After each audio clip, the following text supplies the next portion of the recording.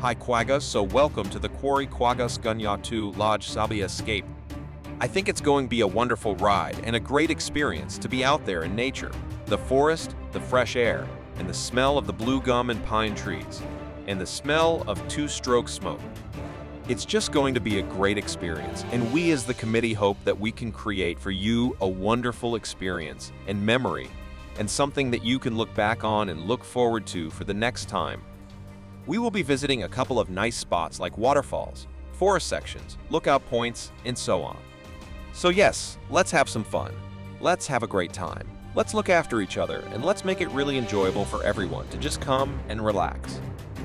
There are a couple of arrangements and important points that everyone needs to be aware of, and the PDF document is there for more information. In terms of the basics for the arrangements of the weekend, and to remind everyone of some of the important aspects, I thought it would be good to do a rundown of the PDF document and to highlight some of the points. So to start off, this is the Quarry Kwaggas Sabie Escape taking place from 12 to 14, May 2023. And what we've done is we've decided to make a dream a reality. I've always wanted to do a good forest ride and experience the atmosphere of the forests. I also wanted to share this with Jessica and thought, why not make it a Quarry Kwaggas Outride? The thing is, with forest riding, you don't know where to go. You don't know where to lodge, you don't know which roads are legal or illegal to ride on. Also, in which sections of the forest you will be trespassing on, which sections of the forest you can be in, and so on. These aspects are quite challenging. One cannot just pitch up at any forest area and ride with motorcycles because many of those gravel roads in fact belong to the forestry companies. So in order to put a dream into reality, I started chatting to the Quarry Kwaggas committee about a ride in the Sabie area. So Dewald and Zenobia contacted a guy who owned a lodge right in the middle of the area where we wanted to ride, and the rest, as they say, is history. We held an initial meeting with the guy and found SEAN would be delighted to host the Quarry Kwaggas. We delegated a fact-finding task group in February, and again in April, and many meetings later we have for you an organized 3-day event. So for this weekend, the order of the events are as follows. On Friday, basic arrival will probably be from around 10:00. So arrival is from 10:00 a.m. through 18:00 p.m. For the early arrivers, there will be a great scenic intermediate ride, and on the Friday that will start at 13:00. You therefore have to arrive at 12:00 at the latest for this ride. This ride is about 35 Ks. Later in the day, on Friday afternoon late, there will be a second ride. This ride is departing at 17:00 p.m. It's a short, relaxed loop out just to get late arrivers into the spirit of things. If you're too late for this ride, you can also do the small track at the bottom gate at the lodge. On Saturday morning, breakfast will be between 6:00 and 7:00, and by that time, most of you will already be up and about gearing up, etc. We will start lining up from about 7:30 to 7:40, and at 7:45 there will be a rider's briefing, which will be about 5 to 10 minutes. At 7:55, we will all start up and we will line up for photographs and videos. Departure is exactly at 8:00, and if you're not lined up and ready to go, you will miss the day. So the plan is to enjoy a very scenic ride, stopping at waterfalls and points of interest and then going through to Sabie. At Sabie, we will do a fuel fill-up. Remember your toil and your money.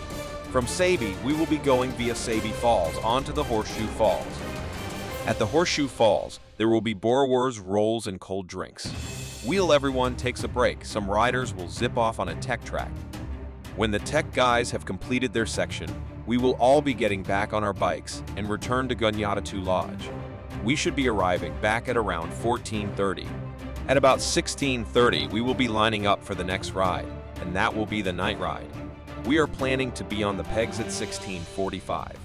This ride will not be a long ride, not longer than 30 kms. We should return by about 18:30. Dinner will then be served by the lodge, and the rest of the night, people can just enjoy and relax. On Sunday morning, the plan is to wake up a bit later and then have breakfast between 7:00 and 8:00. We will then do a 40 km loop, which will be medium tech. The plan is to line up at 8:40, quick riders briefing, and depart at 9:00. We should be returning at about 11 and people can then chill and relax. There is a pool where you can wind down. We want you guys to ensure that your bike is well serviced and ready to ride. We can't afford breakdowns due to long-term poor maintenance. We know other breakdowns happen, and we have planned for that. Prepare your bikes to be in the best possible shape that they can be. There will not be a backup vehicle riding with us, but there will be an emergency vehicle on standby call-out. In terms of the safety, you must wear your full kit and safety gear. This is compulsory. If you don't have an ICE armband, please write your medical data with a permanent marker on your bike or on your helmet. Absolutely no smoking permitted in forest sections, and smoking will only be allowed in designated areas. Remember your following distance while riding. There might be dust, and adjust your following distance according to visibility in terms of the speed that we are riding. Be at all times safe and be responsible for your own safety and as well as the safety of others around you. There are no barriers on the edges of the gravel roads, so please concentrate. There will be a few technical sections for a bit of play. You're welcome to join in the fun in the play areas.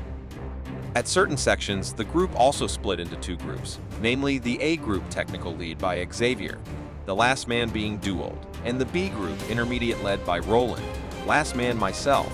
Sweepers will be Claude and Jessica. I personally might also flip over to the technical route at some stage, at which point we will appoint someone else to be last man. I want to emphasize that everybody should always look out for the person behind you, especially at turning points where we turn left or right. Just stop quickly and check if the guy behind you sees that we are turning. We don't want people lost, and you know you don't want to be the cause of that person getting lost. Remember your basic enduro riding etiquette rules. This is a slow, easy ride, and the pace will be relaxed. Make sure you have enough fuel for your bike. Take enough warm clothes because it's going to be cold, especially the camping guys. There will be enough blankets and cushions as well as cutlery. The cabins will be serviced housekeeping every day, but guys, please keep your places as tidy as possible. I know it's difficult with all the kit and gear. Those allergic to bees, please remember your EpiPen. We will be passing quite a couple of beehives. If you are allergic to bees, ride in the front middle of the group. Remember to respect nature as well as forestry plantations. Don't ride over newly planted saplings. The assembly point for all the rides is in front of the lower gate at the small track. From there, we will be moving upwards towards the main road around the buildings. Make sure you fill your Camelback with fluids and have an energy bar available because it's going to be a long ride. Following is the indemnity, INDUANNITY. By attending and participating, all riders understand and acknowledge that due to the intrinsic dangerous nature of the sport of dirt biking, it is impossible to always warrant the safety of people or property. All participants, therefore, personally accept responsibility and understand the dangers related to the sport. By participating, or by attending any of the rides or activities, you undertake to make no claims whatsoever against the CLUB and or its members for any injuries, damage to property, or any other aspect arising from your participation. It is your personal responsibility to be safe at all times, especially in places where you are on public roads or on private property, or in close proximity to other riders or other road users.